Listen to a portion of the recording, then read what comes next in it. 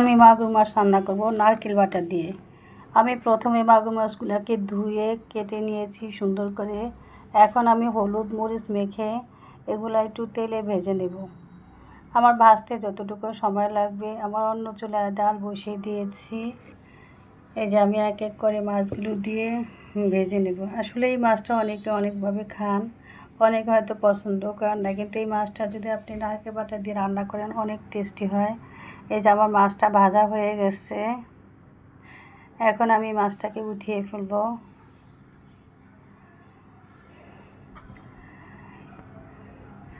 এই যে মাছটা আমার ভাজা হয়ে গেছে, আমি চুলাতে প্যান বসিয়ে তাতে পরিমাণ মতো তেল দিব, দিয়ে এর মধ্যে পেঁয়াজ, ফ্রোজেন করা পেঁয়াজ দিয়ে দিলাম, দিয়ে দিব রসুন বাটা, আদা বাটা,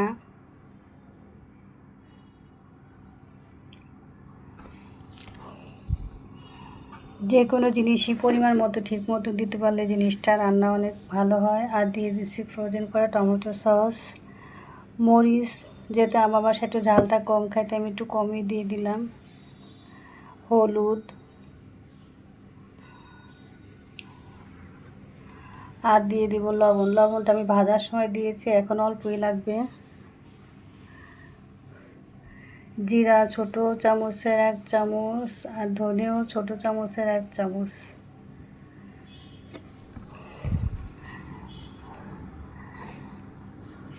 এই যে আমার মশলাটা কষতে দিয়েছি। মশলাটা যদি কষানো হয়ে যায় তারপরে আমি দিয়ে দেব নারকেল বাটা। আসলে এই মাছটার মূল স্বাদই আসে নারকেল বাটায়।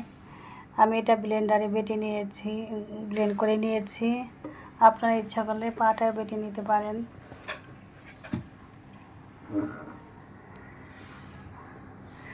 একটু সামান্য পানি দিয়ে দিয়েছি।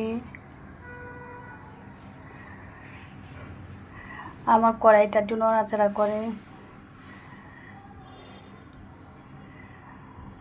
এখন আমি দিয়ে দিব মাছটা।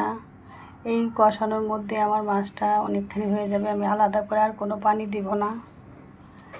এই যে আমার মাছটা হয়ে গেছে, তেলটা উপরে চলে আসছে।